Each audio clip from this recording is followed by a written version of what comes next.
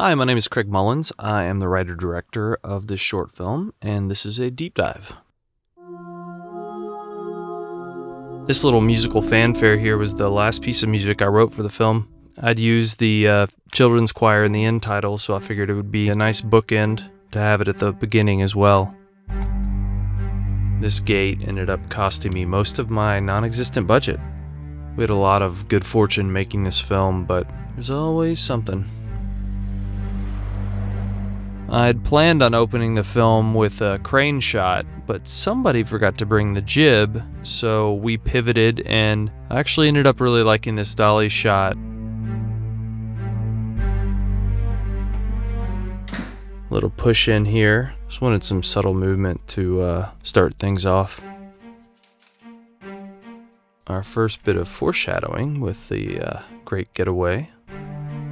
Wanted to give a hint of the pool at the start of the story and kind of establish the geography of the house.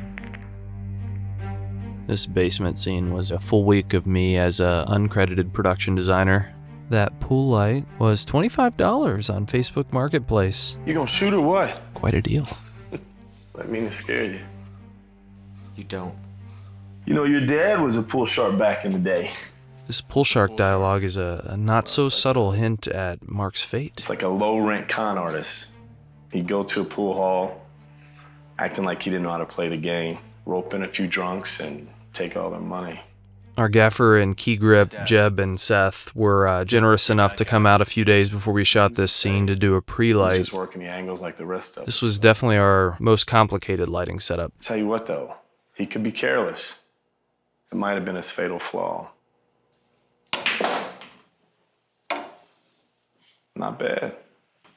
You wanna play a game? The dartboard here. Thought it'd be fun to have it behind Mark, a target on his back, since he's the Mark.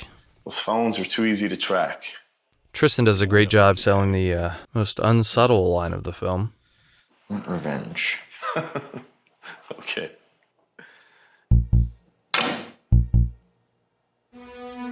Here's my suspense theme, bit John Carpenter.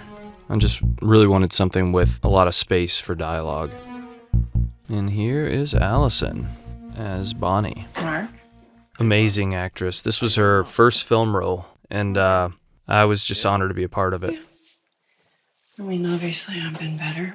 Every take, she'll give you something different and better than the last. When was the last time you had an Aperol Spritz? Probably the last time you made me one.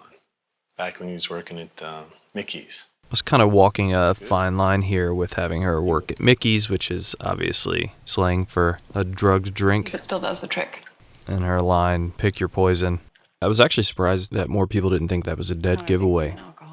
But I thought it'd be better to plant some clues in plain sight rather than trying to keep the audience completely in the dark. Allison improvised this exit during rehearsal. Just a great way to get out of this scene. All three of these actors were fantastic at blocking their movements within a scene. How do other cops know you're a cop?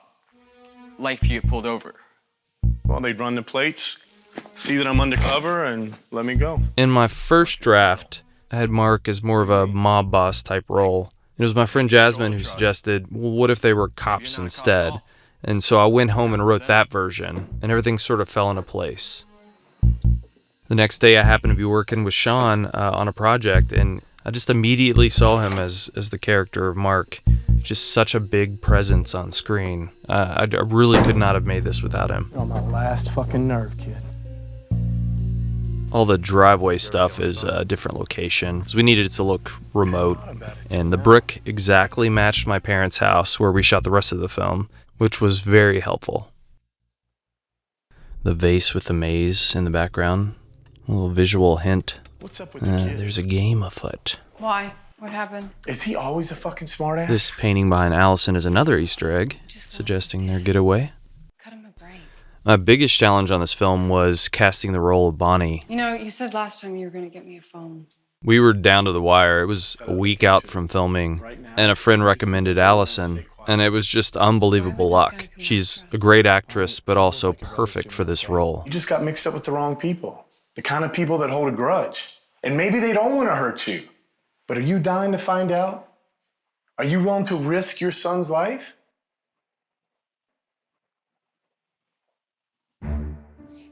Hey, I wasn't planning on doing my own music for this. I'm very much an amateur musician, but I kept having ideas for the score and I didn't know any composers, so it just kind of happened.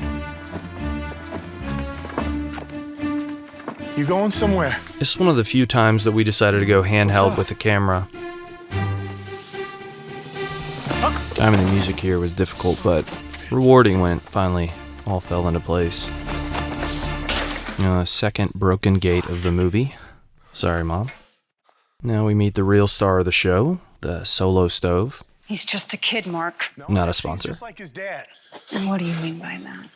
Oh, he didn't tell you? Shout out to our sound department. The cicadas were just brutal, and just amazing that we were able to get usable audio. He can never keep his fucking mouth shut, and you know that. Ori had a guilty conscience, unlike you. You always appreciate when a performer can do a lot of acting with their eyes, and both Allison and Sean are fantastic in that respect. Yeah, I did. I protected you. This scene especially, they were just electric. I'm not a fucking idiot. You did it to protect yourself. Afraid of what I might know and who I might tell. Right? I had a lot of fun writing in this over-the-top, melodramatic style, and having the opportunity to direct actors that are this good, who can play it subtle and then a second later go big and flashy. It was just an incredible experience.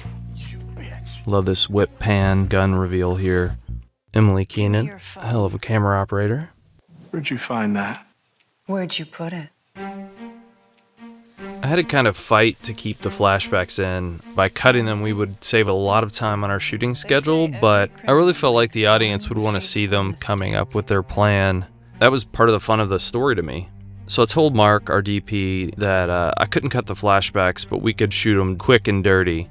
And to his credit, he said, no, if we're going to do them, we'll do them right. And they ended up being some of the best shots in the film. You fucking killed him, didn't you? You have a wild imagination, Bonnie. Give me the gun. Don't you fucking move. Iconic line delivery by Allison. You're not gonna shoot me. You gonna call the cops? You gonna tell them you shot an undercover cop? Could have used some diffusion here on Sean, kind of to offset that harsh lighting, but we were just about out of sunlight, so we had to make a tough choice there. It was my plan, actually. This gun steal and reversal was done in one take. It was very impressive. Sean is a stunt coordinator as well as an actor, so a lot of very useful tricks up his sleeve. You burn my money, your mama dies. But the gun's not loaded. Oh, is that right? You went through all the trouble to make sure there's no prints on it, and you didn't load the gun? Because we weren't trying to kill you. Well, kid, you should have. The idea of a con man film was always in the back of my mind. I loved puzzle movies growing up, but there weren't that many of them, I think, because it's hard to sustain that amount of twists and reveals in a feature film. But I thought it'd be a really fun vehicle for a short film. You can't drive us, though. Oh, yeah? Why is that? Since I pulled your engine relay. So the idea was to write something that was fast-paced and engaging, but set in one location with just a few characters. More or less something I could shoot over a weekend with no money. Because if there's one thing I had, it was no money. No. Bringing in the distorted guitar there. You know it's getting serious. This POV shot of the fake money burning was the last shot we did. I just had Sean take his shoes off so the camera operator could be standing where he was standing, and it worked really well. Here we're handheld again as Mark starts to lose it. He starts to drift in and out of focus. Where'd you put it? It's still in your truck.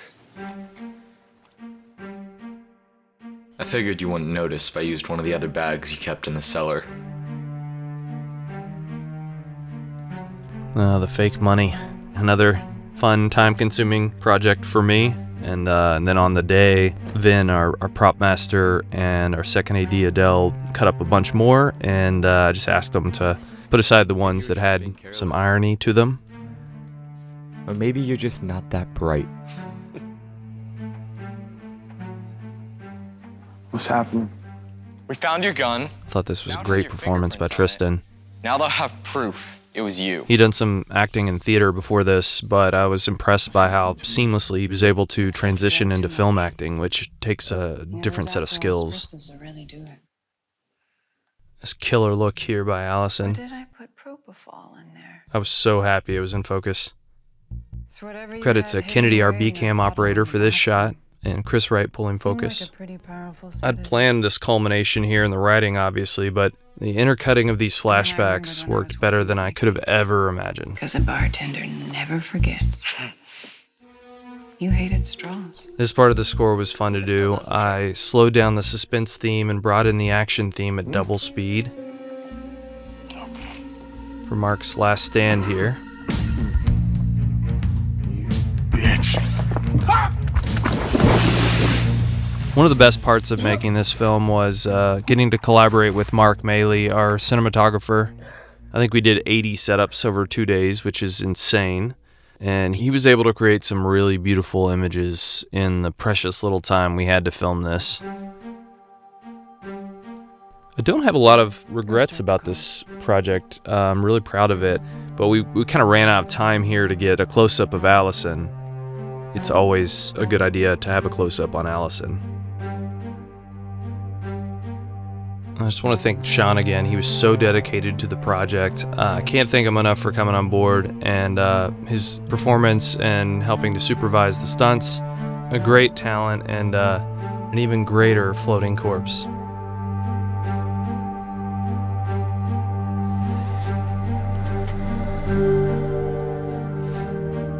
It was fun to build up the mystery theme here, add in some bells and the whistles to give it some finality as they drive off into the sunset. A little bit of sneaky ADR here. Hey, it's over now. It seemed to me like she said something to him, so she did. Movie magic.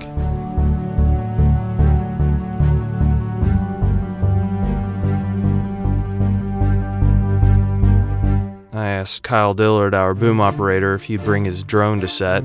I had a vision, one that involved Sean holding his breath for a really long time. Thanks, Sean. This theme was originally my mystery theme, but it felt a little too bouncy in the actual movie. And another shout out to my amazing crew here. Aaron Wiggin, who ran the set for me as first AD and really helped keep things moving. Will Cravens, who helped me out on set, but also a ton in post-production. Hunter O'Brien really helped with the look of the film. Big thanks to my mom. Can't give her enough credit for allowing us to take over her house for a weekend. My wonderful dad, who built the house and the pool, so he's a big part of this film. Thank you so much for listening.